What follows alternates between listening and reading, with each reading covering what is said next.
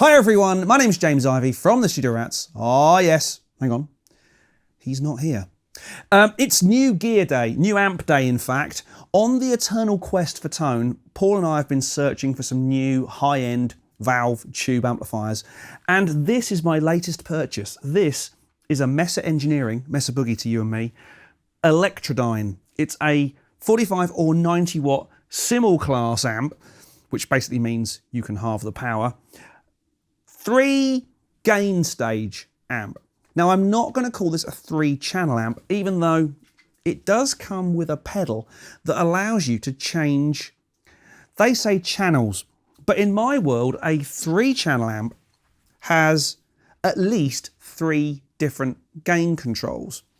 What the Electra Dyne allows you to do is switch between the 3 different voicings of the amp. Now, to me, this is Mesa's attempt at making a single channel amp that is all things to all players. And they've kind of got it, but not quite, which is why I think they moved on to the uber complex and ridiculously controllable kind of, the bigger Boogie style amps.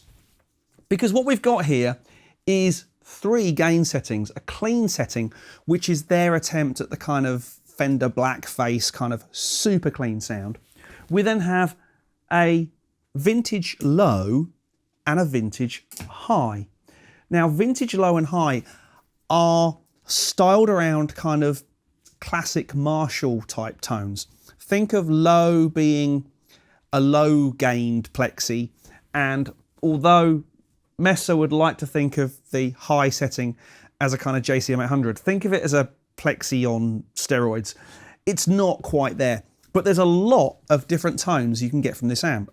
They've done some really clever things to kind of get round the gain switching thing, but I'm not really sure it's worked. As a studio amp, okay, it will blow the socks off most things. 90 watts at full tilt, and yes, I am running it through a low box. 90 watts at full tilt would take your hair off at short distance. But this thing's got some really, really nice tone in it, and it works really super well as a pedal platform. So let's hear some of those tones.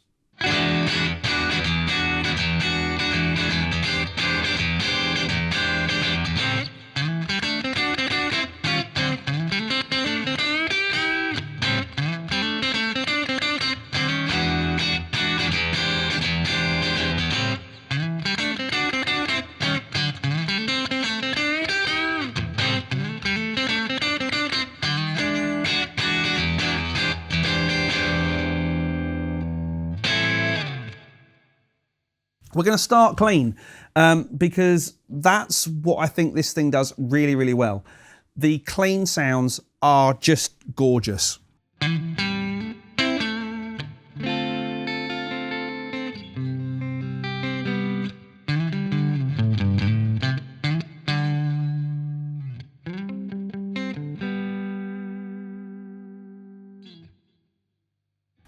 It's a really, really simple amp to set up. We've got volume, which is our kind of main gain. We have a treble, mid and bass control, presence and a master.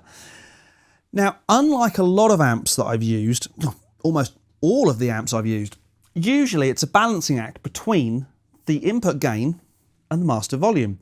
Not so much in the case of the Electra Dyne because, well, I don't know why, to be honest, because you can crank the gain up, but not actually bring the volume up. So if I kind of go,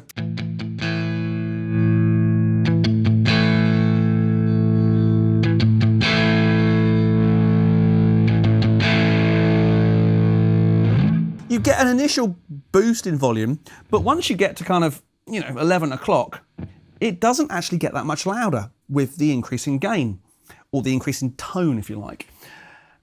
Now, for me, where things get really interesting is in the low and high vintage modes, if you like. However, the problem you're really going to find here is that the EQ setting you had to make a lovely, crystally, Fender-esque clean sound is not going to work for a semi-dirty or very dirty Marshall-esque sound. It just doesn't. Where clean might sound lovely,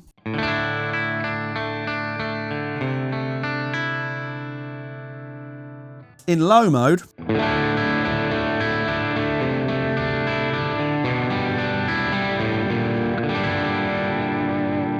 or high mode,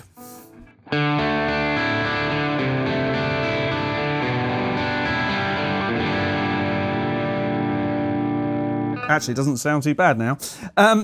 I still think, even as a pedal platform, low mode is where you want to be. Kind of pretty much set everything up. So by using the amp in low mode, vintage low, we've lost that Fender super clean, but we've got a really usable kind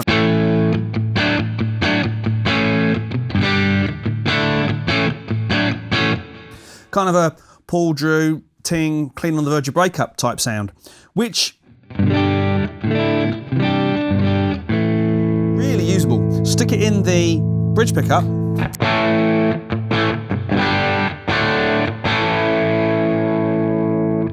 It's really, really nice. Takes pedals fantastically well, and there's a lot of tonal kind of, let's just do a little bit of this.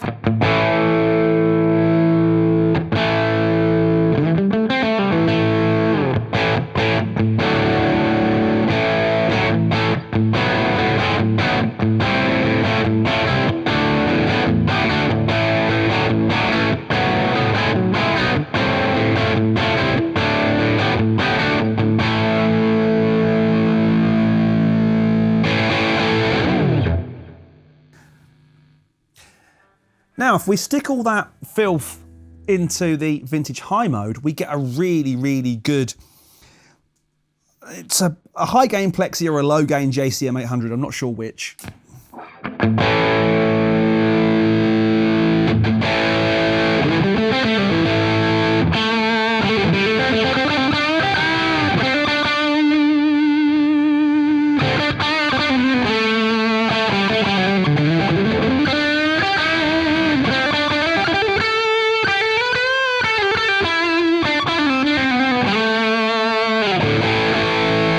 Now, as I said, there is a great deal of tonal variation between clean, vintage low, and vintage high.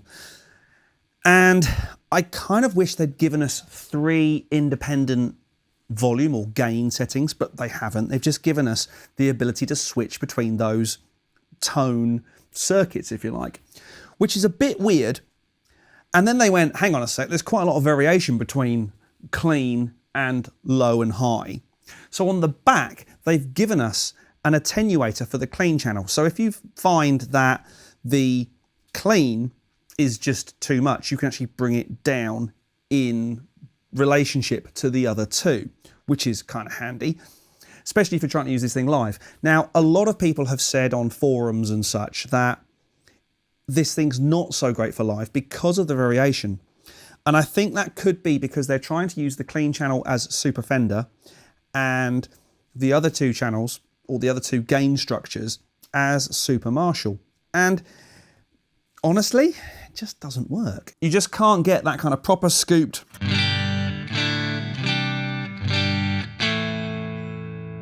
beautiful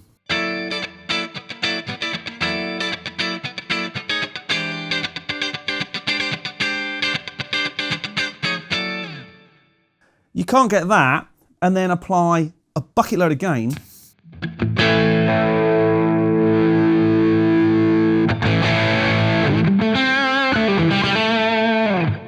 it just doesn't quite work for me. You need more mid-range for that sort of sound.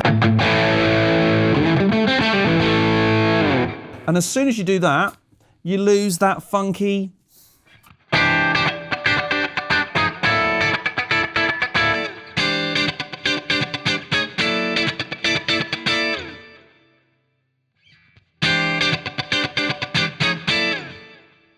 Mesa themselves say that the 2 most powerful controls on this thing are the volume and the treble. The mid and the bass, yes, while they work perfectly well, are not where this thing really derives its tonal variation from. It's a very, very cool amp. Is it a keeper? I don't think so. I've got that kind of Fender super clean sound. It's called the Fender Twin. And I've got that kind of Marshall-esque tone.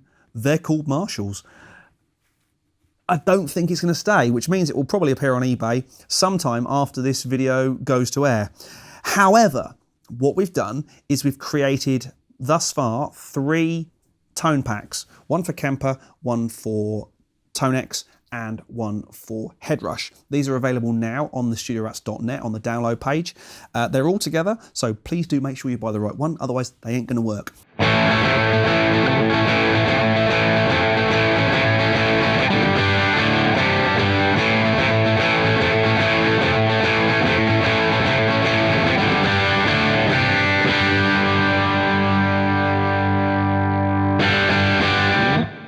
Now, Paul and I know from our research with Dennis Cornell at Cornell Amplification that often the low power switch or the kind of half power mode or whatever doesn't do that much with regard to actual volume change. What it does is it reduces the headroom. The Electra Dyne is quite a high headroom amp, but at 90 watts, say, it will tear your face off. The nice thing is going down to 45 watts, doesn't change the tone that much. It doesn't seem to change the headroom that much. It just makes it quieter, which is great. Half as quiet? No, of course not. But it does make a nice difference. Certainly in a kind of studio space where 90 watts is just too much. But it really seems to do the trick. Kind of difficult to demonstrate that thanks to our YouTube overlords, because volume is kind of relative to where you have it set. And if I turn it down too much here, you just won't hear it. You can move the gain structure slightly using this little toggle switch down here, which allows you to move where the gain variation and where the headroom goes. Well, that's certainly my understanding of the manual, which is a bit flowery.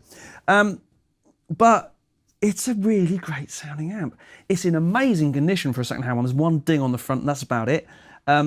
It's, say, came with the cover and all that sort of stuff. Comes with a pedal. Do I really want to sell it? Yes, because the next one will be coming along, and that's the next one, isn't it? It's always the next one, right? The Electra Dyne then. I kind of see why it was short-lived, but I think it's unfair that it was short-lived, if that makes sense, because it's a great sounding amp.